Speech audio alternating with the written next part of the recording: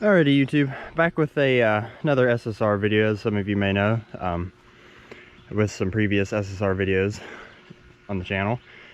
I am here sharing with you some SSR 250S carburetor mods, which some of you know that these bikes are notorious stock for having godforsaken carbs on them. So yeah, I'll go in a little bit more depth about this. For starters, the carburetor that I got and managed to shoehorn, which I believe is probably a first. I don't think anybody else has tried to shoehorn a 250, oh no, sorry, a TTR 250 carburetor into an SSR.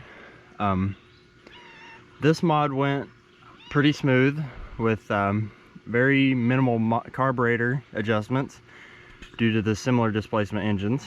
The only major adjustment that I had to make to this carburetor to make it work on this bike was the needle in the carburetor needed to be adjusted down because the RPMs at idle were hanging and not consistent. But that was very minimal. Very little adjustments had to be made to this carburetor to work on this bike, and I think that this is probably better than a Electron mod because this has a actual accelerator pump on the carburetor, giving you a little bit better low down power, which I have had this bike, as you can tell by its dirty, with its, you know, not being washed at all. I have had this bike on the trails and into some hard enduro situations, and I do think that that was a better option than the Electron. Yeah, so this bike runs very, very well with this carburetor. And just for a demonstration, this bike has well over 150 hours on it with no rebuild. And the only problem is our battery and starter bendix has been acting up, but we'll see if we can't get it to start.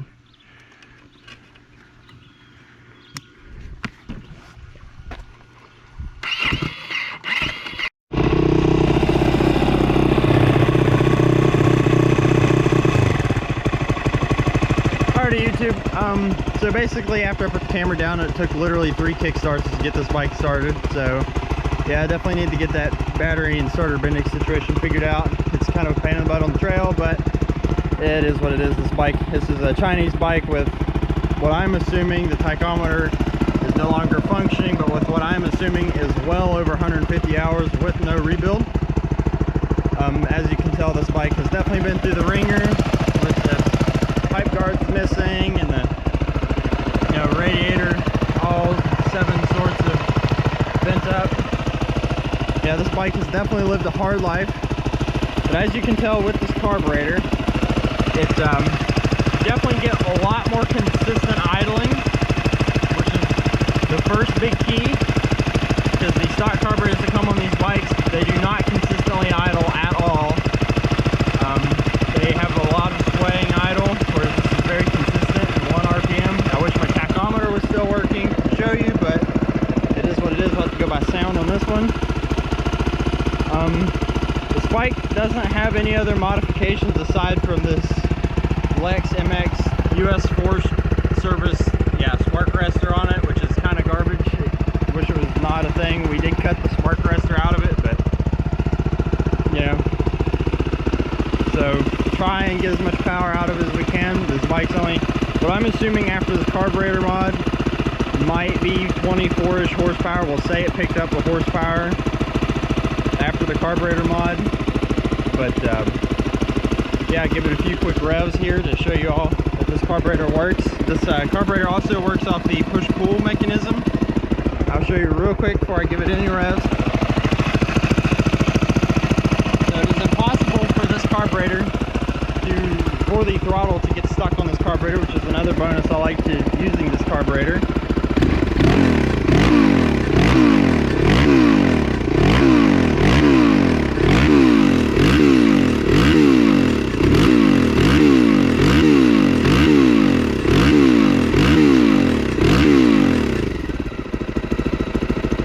I definitely like it. It's a heck of a lot more responsive than what it was with the original carburetor. So definitely an improvement on my part. But yeah, I think we will get suited up and get a proper riding demonstration for some of you guys. One thing I do have noticed on this bike with the fuel accelerator pump, that it builds speed a lot better and now carries speed instead of, you know, getting to like half throttle and bogging out. So definitely a bonus, especially where we have some people racing this bike and I using it as a training bike. Yeah, don't mind the very loose chain here. We'll get that tightened up before some riding footage is cool. But yeah, I think definitely a really good modification for this bike if you can get your hands on a TTR carburetor. I would recommend. Alrighty, YouTube, we're going to try and get a little bit of a riding demo with this carburetor. My crappy mount, so yeah, we'll see how this goes. This will either be reasons why you should get a TTR carburetor in your SSR or reasons why you shouldn't. So, alright.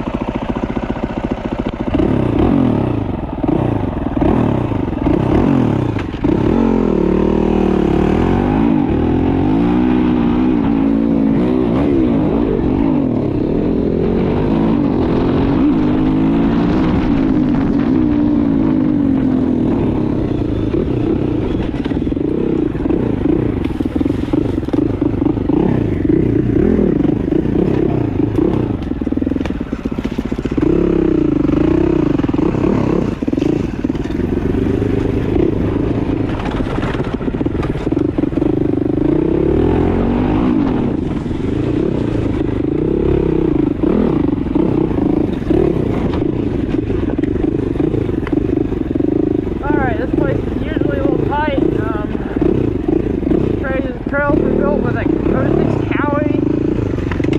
For some reason I come through here like pit crap.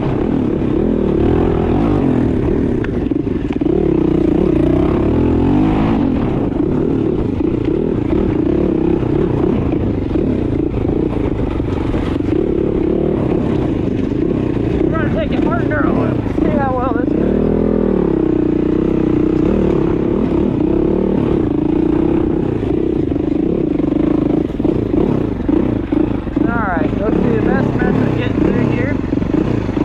First, remove your spider webs. Before, this bike would not go up through here. It would just spin and sputter.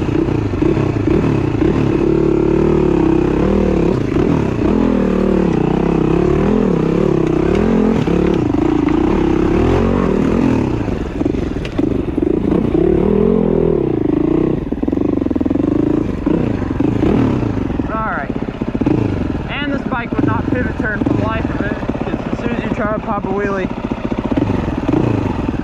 would spit and sputter.